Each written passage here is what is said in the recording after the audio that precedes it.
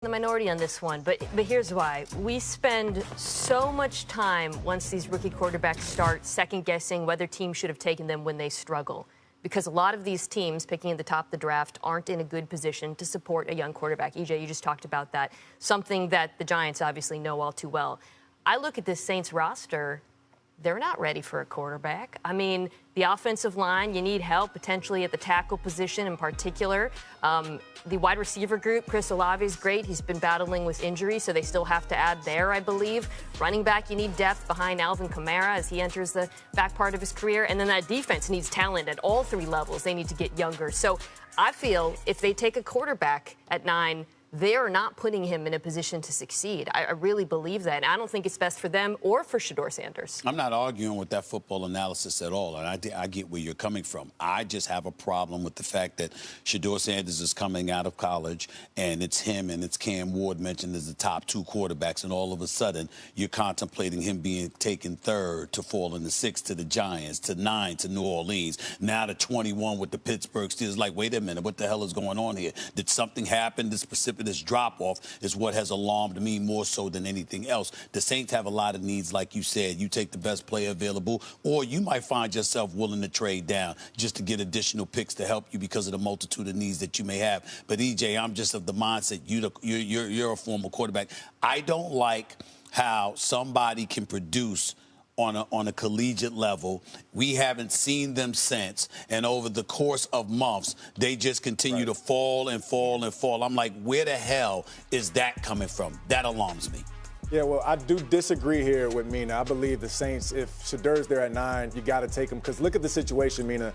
Derek Carr potentially may not even be able to play this year. So I don't think Kellen Moore, who's the new head coach there in New Orleans, is going to start the season with either Spencer Rattler, Jake Hayner. I think Ben DiNucci also is still on that roster. And I just feel more confident you bring in somebody like a Shedeur who you believe can be your future quarterback. And how many times have we seen Kellen Moore also coach young quarterbacks? He's had success with Jalen Hurts. He's had success with Justin Herbert. He's coached a bunch of these different guys. So I think at that spot, if Shedeur's still there, and then as far as the slide too, Stephen, I think that's partly because of just the teams that need a quarterback right now that are kind of hungry for a QB.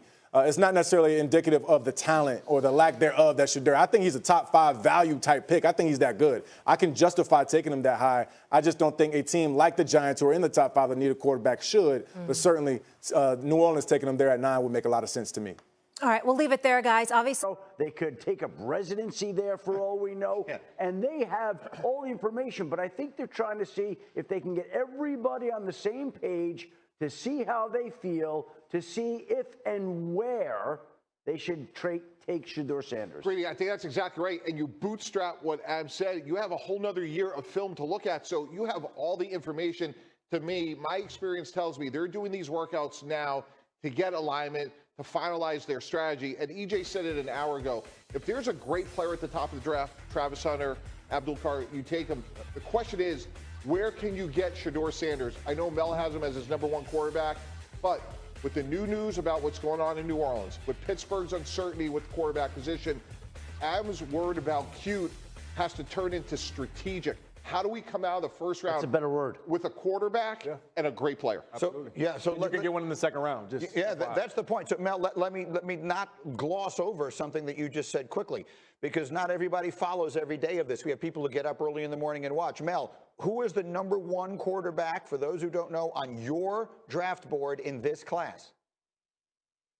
I'm going to go down fighting on Shedeur Sanders. I'm going to tell you, he fits what I like in a quarterback. Though about decision-making accuracy, 2 key categories, he checks the box, A+. So I think Shedeur Sanders, to me, with what he had to deal with, think about it, guys, no offensive line. An offensive line, Ole block after Ole block.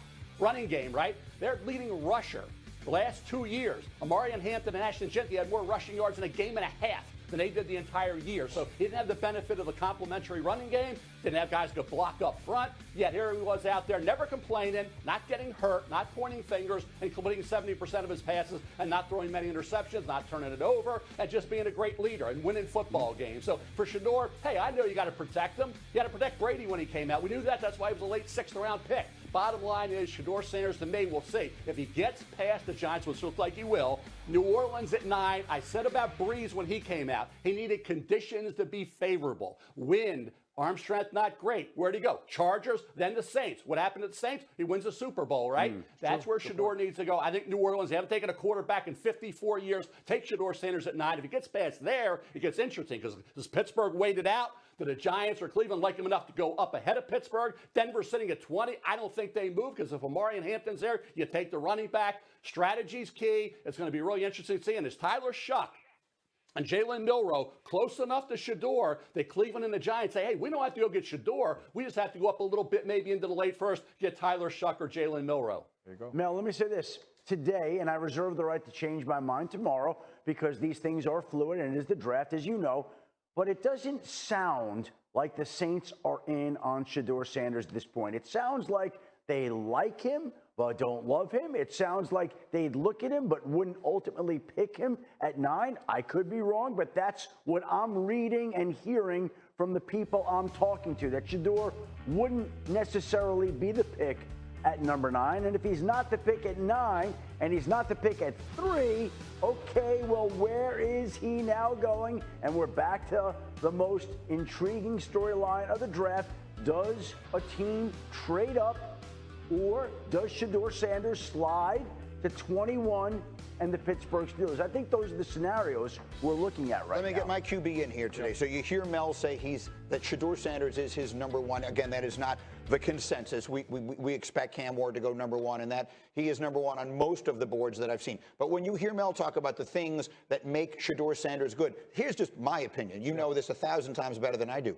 Those are all the things that make an NFL quarterback good. Absolutely. Timing, anticipation, toughness, leadership, all the other stuff is what gets teams in trouble. It's what winds up, I don't mean this disrespectfully, but it's the reason that Anthony Richardson and the guy who went to 3, Trey Lance, they have all these traits. They have all this uncoachable stuff. The problem is they don't play the quarterback. This guy plays quarterback. So at minimum, I know I've got that. That's what I like about Shedeur Sanders. What offensive coordinators want, guys, are guys who can make good decisions and be accurate with the football. That's it. And that's exactly what Shedeur Sanders can bring to a football team. The other part, and I remember calling a friend of mine who's a scout for one of the teams that actually needed quarterback, and I asked him about Shedeur Sanders.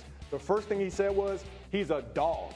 And when I hear a guy like that, and again, I respect his opinion. I know what he means by saying that. He's tough. He's hard-nosed. He was been sacked a whole bunch of times, but he just kept staying in that pocket, kept dealing and giving his receivers opportunities to make plays. I love this pick at 9. I agree with Mel. I think this is a perfect spot for him.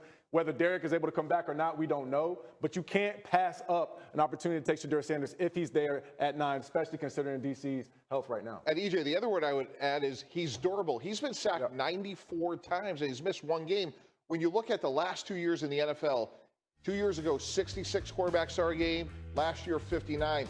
So everything that EJ and Mel said, I would add his toughness and durability, which to me, when you think about the resources from a cap standpoint you put into a quarterback, guys, a critical factor in 2025 in evaluating a quarterback is his ability to start and play 17 games. And guys, also the pedigree. His dad's a Hall of Famer. Yeah. You know what I mean? So this is a young man that grew up around this deal. Him going to a franchise and being a starting quarterback is not going to be overwhelming for him. There's not really going to be anything that's going to be too shocking.